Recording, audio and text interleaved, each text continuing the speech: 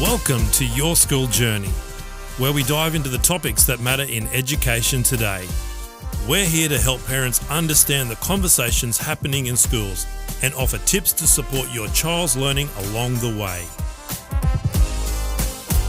Welcome to another episode of Your School Journey. Today, I'm joined by Andrew Tuppen, Lego Master and Head of Instrumental Worship and Events at Emmanuel College. We're going to talk about all things music in education. Welcome to the podcast, Andrew. Thanks, Mal. It's good to be here. So great to have you here as well. This is going to be very, very interesting. So let's start with discussing, when did you first discover your passion for music and how's that shaped your journey in teaching? Yeah, great way to start. I should just also just put a throw in there. We're not going to talk about Lego, but I was into Lego first. Lots of people ask me, which came first, Lego or music? It was Lego. I actually started playing piano at about 11 years old, and the reason I got into it was because at 10 and a half years old, I was diagnosed with cancer, and I was missing a lot of school, and I needed to find an outlet, and it was purely luck that I found a piano one day and I went, I think I'd like to learn that. And my mum, out of compassion, bought us one, took a big risk, and I would play it for hours. And it was one of those things where I just played and played. And I didn't know at the time, but I actually had a pretty good photographic memory. I thought it was normal to memorize every piece in every book. And after about 6 months of lessons, the teacher said to me, feel free to go forward and learn the other pieces. And I said, I've done that. She said, what do you mean? I said, pick a piece. I've done them all. And she goes, no, you haven't. Anyway, I said, pick one, pick a number. And I did, played it. Anyway, I didn't know this until later. Then she went out and had a conversation with my mum. The conversation went like this: I'm not teaching him anymore. He's a freak. Pretty much. And then I moved to a teacher a Russian, Walter Scholf. Yeah, he was a bit of a monster, but taught me how to play. Wow. Really play. So I had a gift there, but I, obviously put a lot of time and effort into it. And if I was to summarize how I felt like playing, why I loved to play, I was going through a lot of internal pain. And when I played, it just sort of came through that instrument. It's almost like it just left me. It was an amazing experience. And I've found since then many students in different ways relate to music the same way. And how did you make that jump from your passion for music into education? Yeah, so I had no intention of being a teacher. In fact, I had no intention of going to uni to do a degree. I was going to be an architect. I don't know why. And I ended up getting a scholarship to do music at USQ and also at the Con, while I was going between the two of them. Did that. I did a lot of performing, got an artist endorsement with Yamaha. I was doing all those things. But like most things, it's inconsistent. And I took a couple of students on and really enjoyed it until one day I went, you know what, I actually think I like this. So I did a grad dip and got into the classroom and realized this is a great place. So the first 10 years, I'd say, of my teaching career, I was still performing a lot. I was touring at every holidays. And even now, I'm still going overseas, just taking kids with me. Do you find that as a music teacher, that need to perform probably helps in the classroom? Absolutely. In fact, it's one of the it's an unseen mission statement in our performing arts, is that you need to be an active musician. We don't want people who just teach, because kids need a role model. They need to know, and you need to know what it's like out there, and you just forget. They've got to practice the hard yards if you want to play the hard music. Do you think that schools are often the first place that students might encounter an instrument, encounter music, or learn to play? Absolutely. And I think a big part of that is that school is structured that way. It's a place of discipline where you're going to school to learn academics. And so, the two big extracurricular activities that are presented in all schools really is music and sport. If you're not sporty, well, there's only one other option over there. There's chess and a few other things like that. But kids tend to fall into those two categories pretty quickly. Although I'm really proud of the fact that at Emmanuel, we have a whole lot of kids that do both really well and academic, because at some point they have to learn self-discipline. Self-discipline is the key to the love of learning. If you don't have that, you can't learn anything. You can't achieve anything. And some kids do it through athletics. Some kids do it through music. Some kids do it through learning how to play, chess at a high level and so on. So that's kind of where things fit. So we know that every kid needs to find a discipline somewhere. And that's, that's why I think it works so well in schools. Brilliant. So there's research out of British Columbia showing that high school students in music perform better in English, maths and science exams than their non-music peers, even after controlling for things like background. With that in mind, in your opinion, what qualities do students develop through music, and where have you seen those skills lead them, whether into careers or life beyond school? That's a really good question, and there's so much in that. And fortunately, I'm not a scientist, so I'm not going to answer from that point of view, although science has really caught up with this. Because if you go onto YouTube now and you write something along the lines of, why is music good for your brain? There's a whole lot of YouTube clips. Some of them are more detailed than others, but basically it's this. When you play a musical instrument, it's a workout for your brain.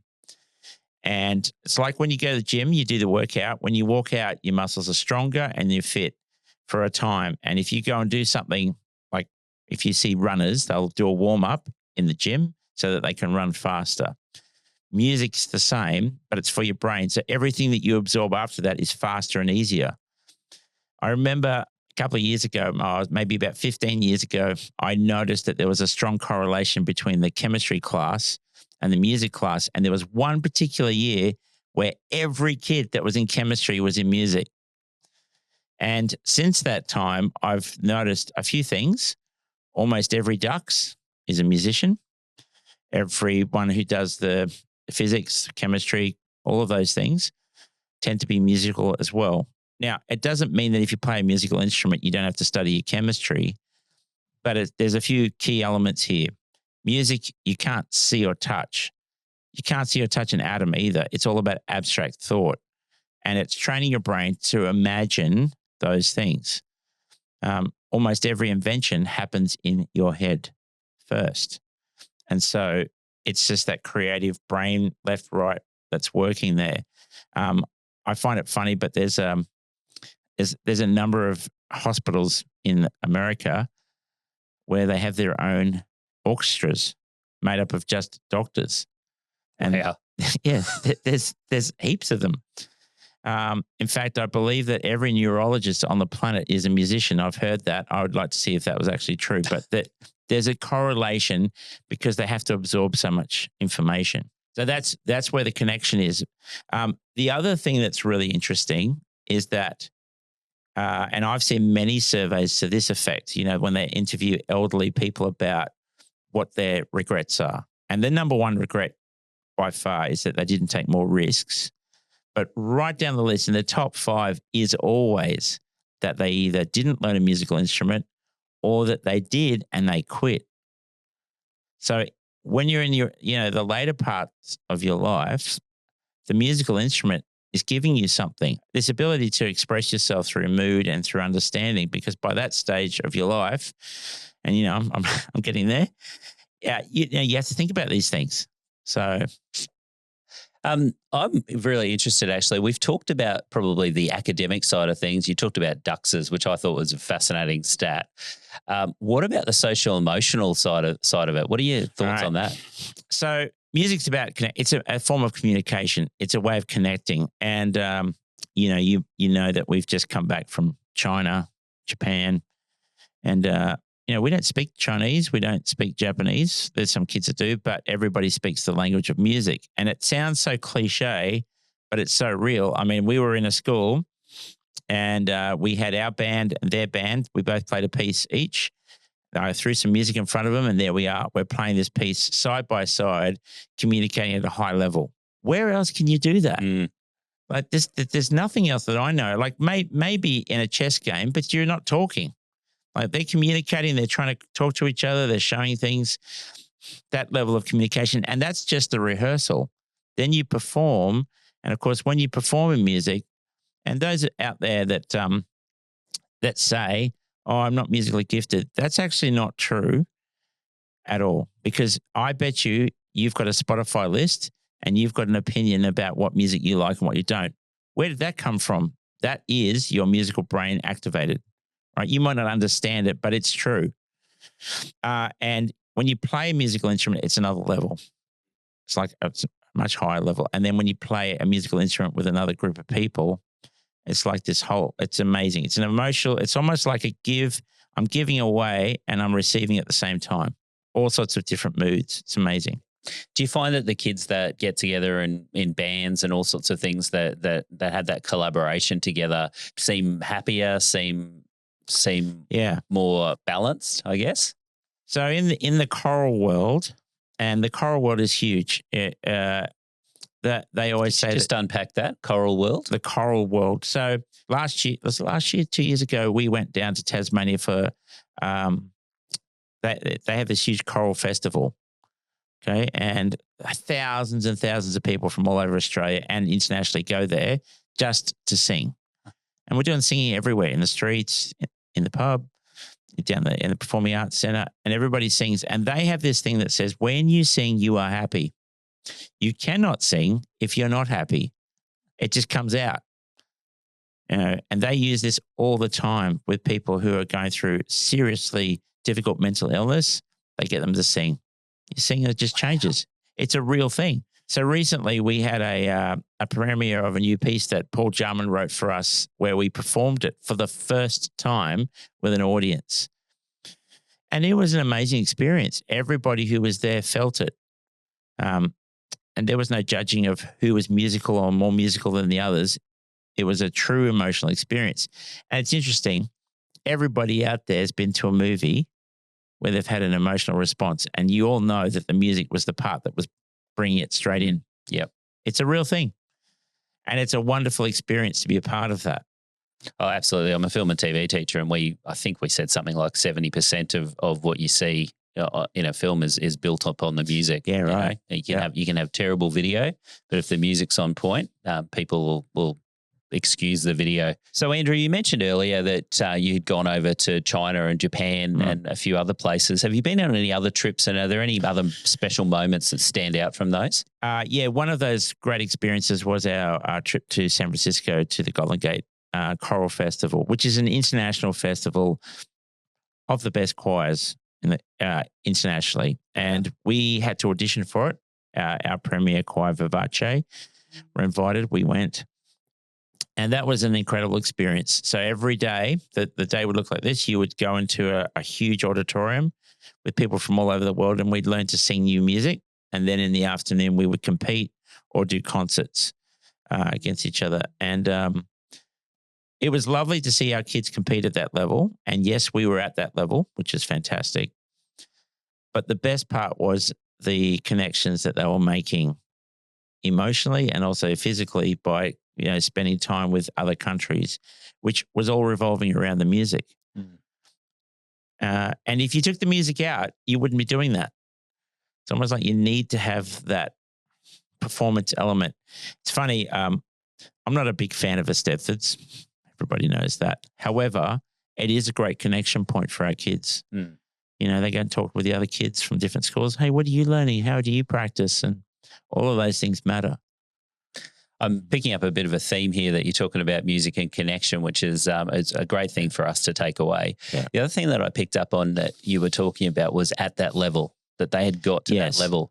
What is it that you're doing in music education in a school that actually brings students up to that point? Yeah, that's a really good question. And I'll just say this from the start, because I think this is the thing I'm probably most proud of at Emmanuel.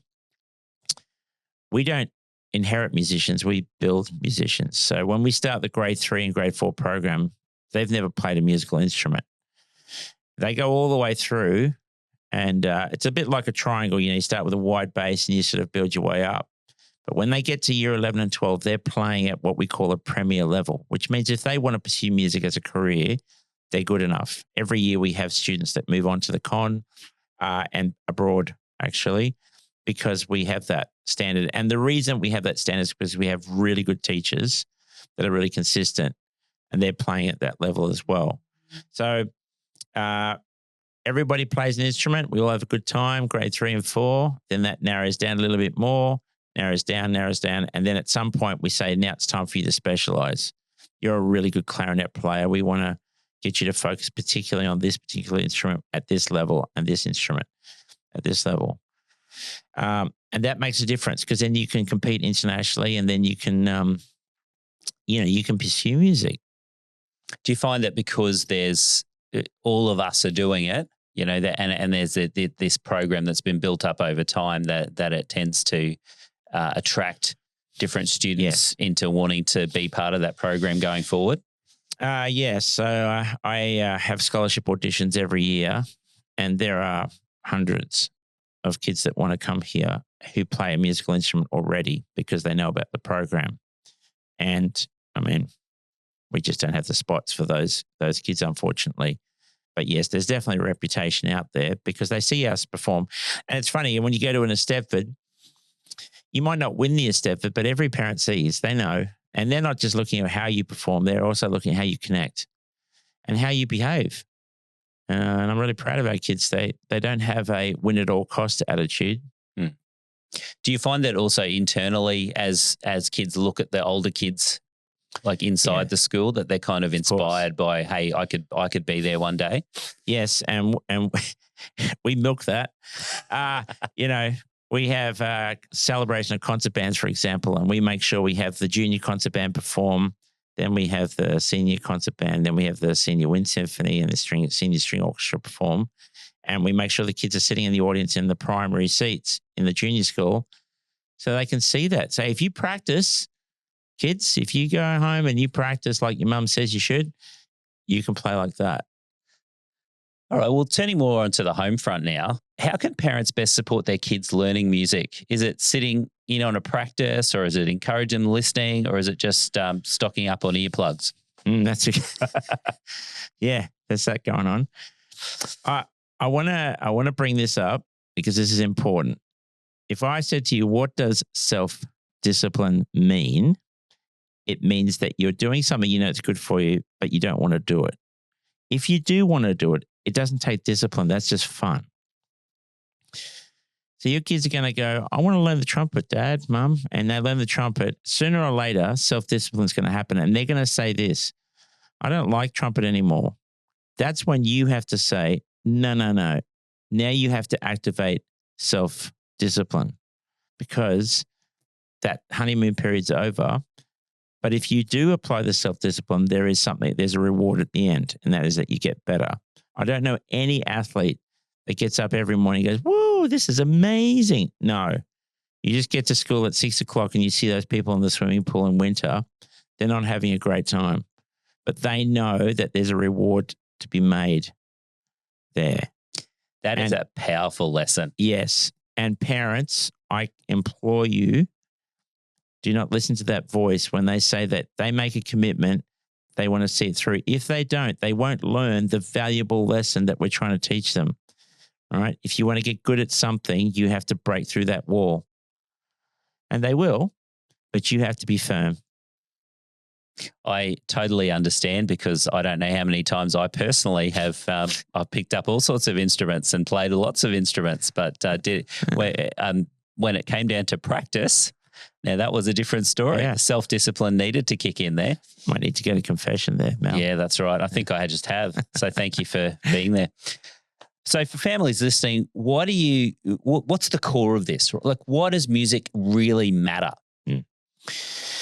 So I would say to everybody, first of all, there's a little voice in everybody's head that says, I'm not musically gifted. Can you please cancel that? Don't say that because it's not true. Everybody has an opportunity to be a musical person. Australia is still one of the most musically illiterate countries in the world because we choose to. It's very low. We don't need to be doing that. Music is an experience for everybody, and playing a musical instrument is for everybody.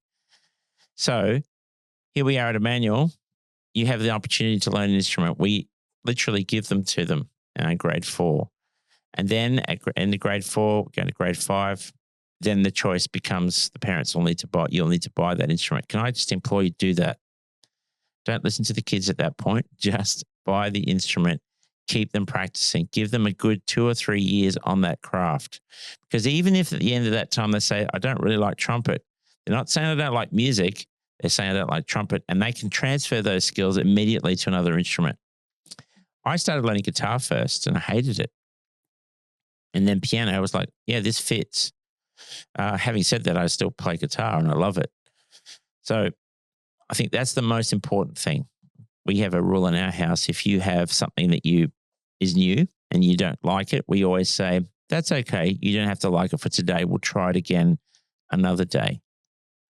And sometimes you might just be in not the right place, in the right mood. You go, I don't really want to learn an instrument. Well, that's for today. Let's ask you again in a few more days. Because the opportunity is there. We're offering it. If I was a kid again and I was going to Emmanuel, I would milk Emmanuel for all it's worth. I went to a school that didn't have a music program. I had to work really hard, and possibly that actually helped me to become more disciplined because I had to really focus. But Emmanuel, we are giving this great opportunity for everybody to be good at sport, good at athletics, good at musical instruments, do debating, be really good at academic. And you need to trust us that all of those things, when you do them, make you the whole person. There it is. So if there's those parents listening out there, and obviously we've got this podcast going far and wide, and their schools don't have a musical program, what kind of advice would you give to them? Yeah. So the challenge there is that you'll have to initiate a few more things that the school would normally do for you. Is that you'll have to purchase an instrument and you'll have to find a teacher. But I'm going to say, I don't think it's that hard to find. Just think of it like a sport. Okay. You want to learn karate, you have to find a karate teacher and somewhere they teach it. And it's everywhere. There are plenty of teachers out there, quality teachers that will teach them. Yes, it's going to cost you money. It's an investment into your child, but it's worth it. And I mean that. You just got to trust me on that. It's worth it. And it'd be great if we could have testimonies from kids that have learnt musical instruments who are now, in fact, my son is studying law at Bond. He's not playing his musical instrument, although he teaches 2 days a week at a school and earns a lot more money than his friends working at Macca's playing the drums. But it's a part of him. It helps him with his memorizing. It helps him with his understanding of concepts. Like there's a whole lot of things that he's just adapted that he's learnt through drumming that's helping him with his law. And there would be many testimonies like that.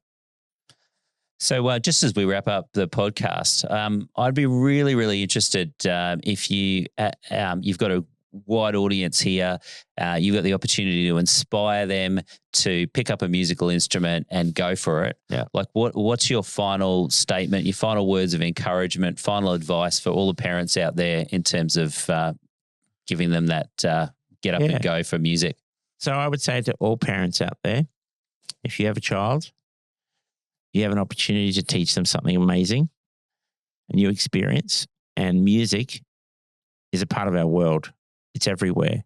And I would say to you, take those steps that I just mentioned, get some lessons. And even this, if you don't play a musical instrument, it's never too late. There's a whole world out there of followers of adults that are playing musical instruments for the first time, and they are not doing it because they're unhappy. They love it. It's a wonderful experience. I'd also say this, joining choirs are free. There's lots of choirs that you can join locally, and your school, I bet you they have a choir. Get them to go along to that. Well, Andrew, thanks so much for your time today. It's been really inspiring to find out about the joy that you can get out of music, about all the adventures that you can have in your world and in your life to do with music and how valuable it is in education. So really appreciate this conversation, Andrew. No worries, Mel. Thanks. Your School Journey is an initiative of Emmanuel College as part of our commitment to partner with parents in shaping the learning and growth of young people. This podcast is hosted by Mal Gaylor with audio production by John Eddy and executive produced by Dan Pearson. If you found this episode valuable, we'd love you to share it with other parents, subscribe for future episodes, and leave a review.